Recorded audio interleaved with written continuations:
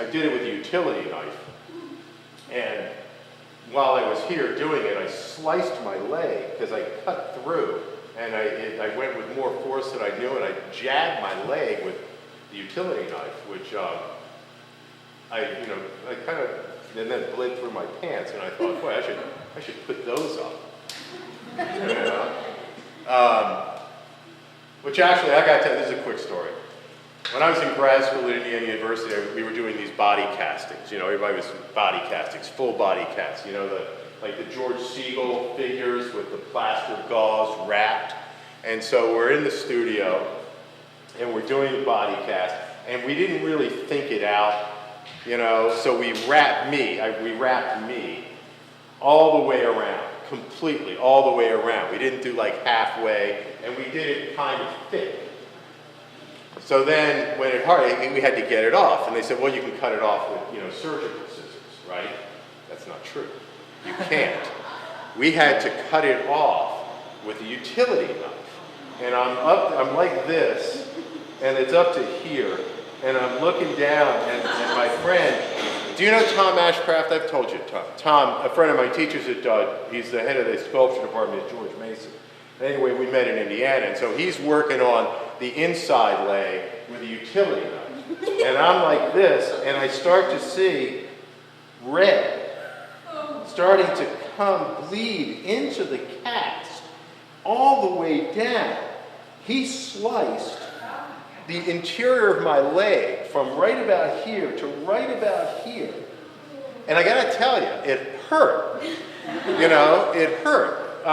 And when we finally got the whole thing off, and it was in half, and I took it, and I nailed it, and it was beautiful. You know, that red on the inside of the white, like that, it was worth it. I'm not gonna do it again. And what I also learned was that when you do a cast, do half at a time. Don't do it all the way around. So if you're gonna work with plaster gauze, do half. But the other part that's great about that is if you want to remove body hair, that's a good way to do it. And yes, we use that as well. So anyway, so I did this piece because it was a piece that had been in my head, and this one failed. So I did that one, and then I put that one up, and that one actually was freestanding at one point, and in two different incarnations, and I wasn't liking it, so I put it against the wall and did it that way. And then I had Margaret come down, I don't know what night it was, one night last week, and I said, I just wanted confirmation about that. I said, this isn't working. You know, I don't remember what I said to you, but basically be honest, and you said it's, you know, terrible. Yeah, you know, it's crowded in, and that's one of the other things that, you know, as you're working, you know, it helps sometimes to have somebody you trust around you that will be honest with you, you know. And I've known, like I said, I've known Margaret for a long time, and I appreciate her criticism, and she was honest with me, and she said, well, there's too much, it's too much, you know. You couldn't, it's like you couldn't. It was so dense that you couldn't even walk through it, and especially with that there. So I took it all apart and decided I was going to start over. And I left that one section there. There was another section coming off the wall here, and I think did I start to make the line that night? And I made the line that night. I mean, you solved it once you know. Maybe. It was part. You know, and that's the other part is that you know, when you're doing something that you've never done, and you have a space to work in that you're not familiar with, you've got to be willing to fail. And I wasn't, but I accepted my failure and decided that, you know, I could either take everything off the wall and put something in front of it, you know, and play it safe, or I could try again. And I figured, well, I've got this opportunity, I'm going to try again. So I left that shape and then basically mimicked this line. This angle, this line, and that angle, they're the same as it comes down through across the wall. And it seemed to work better, you know, it seemed to work better than anything else. And I'm still not sure about it, but I'm comfortable with it. Yeah. I like the light shadow. Well, and that's always, yeah, thanks. That's always part of it, is that, you know, you can always play with the lights. I mean, you have individual things like this. The first time I started playing with the lights in these things is with the handles, and I was able to, you know, like do things with the handles, draping down and having the lights cross through, and that looked kind of interesting. So I think that's the other element you have to consider when you're doing three-dimensional work, you know, and stuff coming off the walls, that you have light, and you can use it to your advantage, you know. And so those crisscrosses were one of the things that when I was lighting it, I was thinking about how can I make it, how can I give it added interest. Now, my poet friend Brash is I think around the back talking, and what I'm wondering, Brash,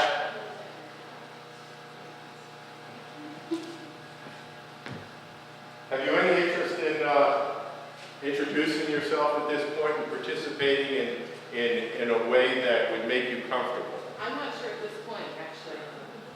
Okay, Sorry. then. I'll continue. Maybe a little bit later. I can read. I'm good. Let me tell you, before I tell you a little bit more about some of the other pieces, I'll tell you about the Brash Association. I was in a show in Arlington, Virginia, and Brash came through and wrote poems for the pieces in the show. So there was a poem for my piece, and I read it, and I thought, boy, this person nailed it. They nailed it. You know how it's like somebody says in a few words exactly what it is that you're trying to say. And she did. It was amazing. It was amazing. So I had a show, as I said, up in New York that opened in November. And I had invited her to come up to write for that show and do something with me, some, you know, collaborative type of thing. And it didn't work out. And so then when this came around, I invited her again, and she came to a different show I was having and looked at some of the work, and I guess felt that she could work with it. And then this is the poems that you see on the wall and on the cans were her idea of how to present them. And I went with it because I actually like the way they look next to the pieces. So, and to tell you the truth, I haven't had an opportunity to read all of them. Over the next few days, I'm going to be coming up and hopefully doing that. So anyway, so as this was going on, these pieces over here, these were done for the New York show. That one right there, the big, it's called Chestnut Brown because that's the name on one of the lids of the paint cans. You guys, just come on around, you know, come on around. The name right here on this lid is Chestnut Brown. And, you know, this was like Reclamation Tapestry number 8 at one point because I didn't know what else to call them. Until I think it might have been Brash who pointed that out, so I took the title. And that's the other thing I'll do, I'll steal anything. I mean, I will. I mean, I will. You know, and then I'll take credit for it. But I don't think that that's unusual. I mean, there was Picasso who said a mediocre artist borrows, a great artist steals. He really said that. You know, so I'll steal pretty much anything I think I can get away with.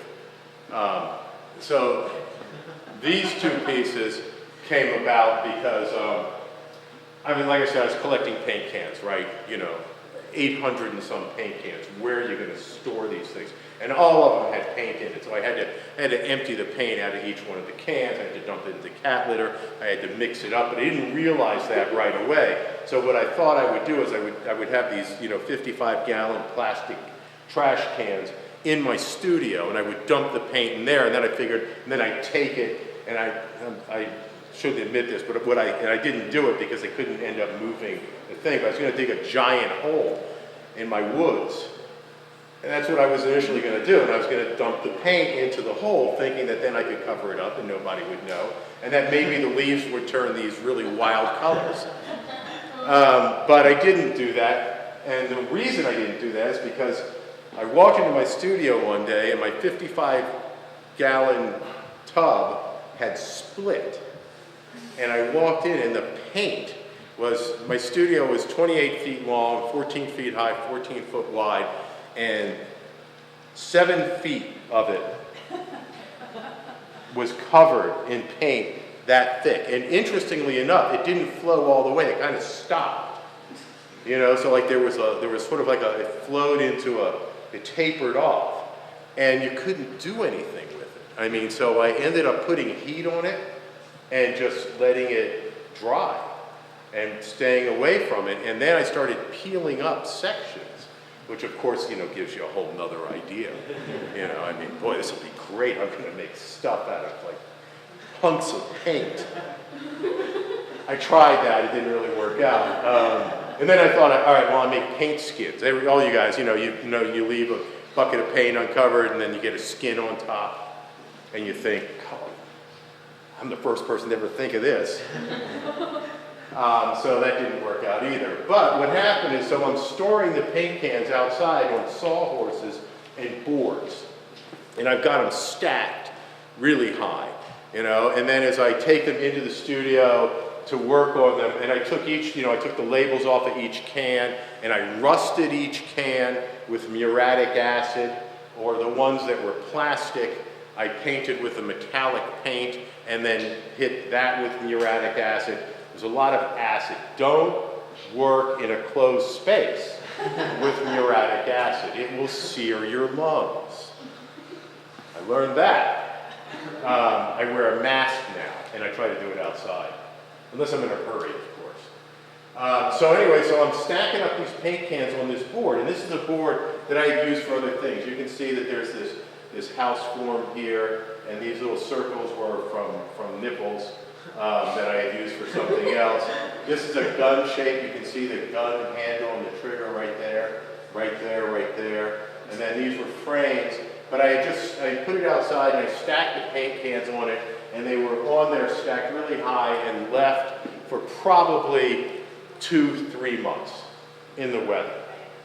It was time to do these cans, and I start bringing them into the studio, and as I take off the cans, I start to see these patterns, these circles from the rust, from the can. And I take the board into my studio, and I lean it against the wall, and I step back and I look at it and I think, that's a piece. That's beautiful. I thought that was beautiful. You know, I said, but it must be crazy. So, you know, that's when you invite some of your artist friends over, and you just say, what do you think?